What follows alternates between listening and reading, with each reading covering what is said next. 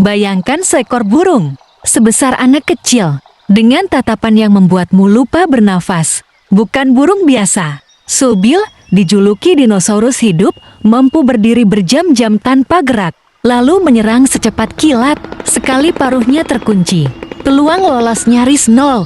Lihat paruhnya, besar, tajam, dan dirancang untuk membunuh. Tapi anehnya, di balik tatapan dingin itu, ada sisi lembut yang jarang terlihat. Kalau kamu bertemu makhluk ini di alam liar, kamu akan mendekat untuk foto atau mundur perlahan. Hewan ini sudah jarang ditemukan. Dan setiap tatapannya adalah pengingat bahwa alam masih punya rahasia.